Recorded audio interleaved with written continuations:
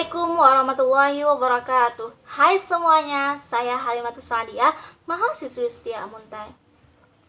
Dan pada kesempatan kali ini saya ingin mengajak kalian semua untuk membahas topik yang cukup penting, namun kerap kali dilupakan, yaitu etika bisnis. Seperti yang kita ketahui, menjalankan sebuah usaha penting untuk memiliki etika bisnis yang baik.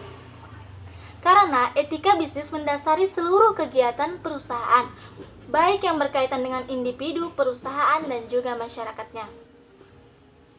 Namun sayangnya banyak perusahaan yang kerap kali mengesampingkan etika bisnis untuk mencapai keuntungan yang sebesar-besarnya.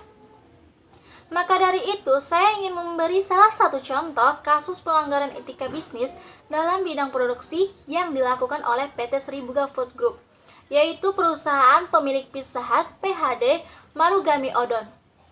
Kasus ini bermula dari ditemukannya sebuah berkas yang berjudul Summary Extension Chef Lift tahun 2015-2016 pada 1 April 2016 oleh pihak BBC dan CNN. Pada berkas ini ditemukan dasar produk yang telah diperpanjang masa kadaluarsanya, antara lain Veggie Chicken Sauce, Carbonara Sauce Mix, Faux Pastry, Brownies Mix, dan lain-lain. Bahan-bahan ini telah diperpanjang masa kadaluarsanya selama 1 bulan oleh pihak Pizza Hut dan juga PHD. Selain itu, ditemukan pula beberapa bahan seperti bubuk bonito, saus tempura, saus sukiyaki yang telah diperpanjang masa kadaluarsanya selama 3 bulan oleh pihak Marugame Odon. Pada produk-produk ini ditemukan sebuah stiker bisnis dengan keterangan nama perusahaan, eksporter, berat bersih produk, kode produksi, tanggal produksi, dan juga tanggal kadaluarsanya. Nah, di saat bersamaan ditemukan pula sebuah stiker tambahan berisi instruksi untuk melakukan perpanjangan. Masa perpanjangan 3 bulan setelah masa kadaluarsanya. Dan instruksi ini sendiri diberikan lewat email oleh bagian pembelian.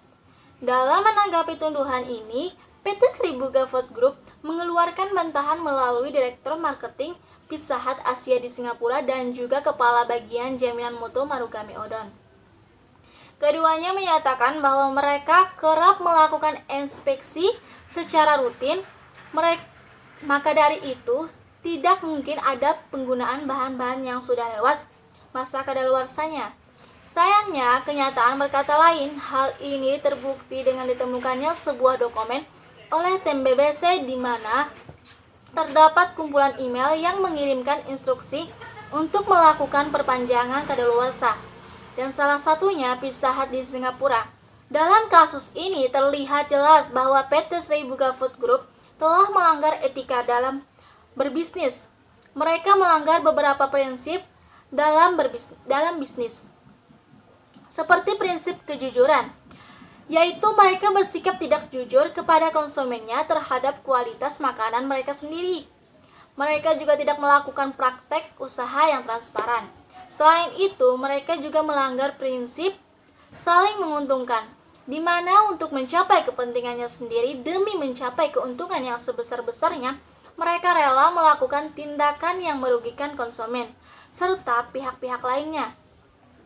Selain itu, tentunya mereka melanggar undang-undang, yaitu Undang-Undang Nomor 18 Tahun 2012 pada Pasal 143 tentang pangan, di mana barang siapa mengganti, menukar, menambah, atau mengurangi tanggal, bulan, dan tahun kadaluarsa akan dikenakan pidana maksimal 2 tahun dan juga denda 4 miliar rupiah.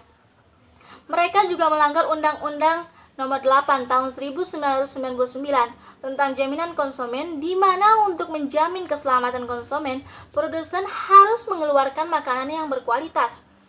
Nah, dari kasus ini dapat menjadi cerminan bahwa di Indonesia pengawasan terhadap penggunaan bahan-bahan makanan masih sangatlah longgar. Memang penggunaan bahan-bahan yang sudah kadaluarsa belum tentu membahayakan keselamatan konsumennya.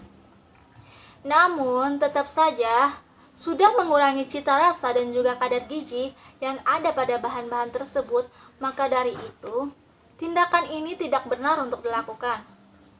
Dan seharusnya pada PT Sribuga Food Group tidak melakukan perpanjangan masa penyimpanan setelah masa kadaluarsa dengan alasan apapun.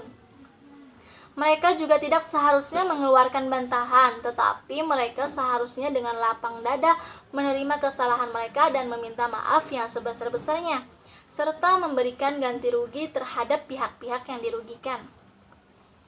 Kita sendiri sebagai konsumen harus lebih berhati-hati dan selektif dalam memilih makanan untuk kita konsumsi. Kita harus tahu asal muasal dan seluk-beluk makanan ini agar dapat menjamin keselamatan kita sendiri, dan pemerintah seharusnya memperketat pengawasan terhadap penggunaan bahan-bahan makanan sebelum dikelola. Mereka juga seharusnya memperketat hukuman yang mengatur kasus-kasus ini. Baiklah, itu saja penjelasan dari saya. Assalamualaikum warahmatullahi wabarakatuh.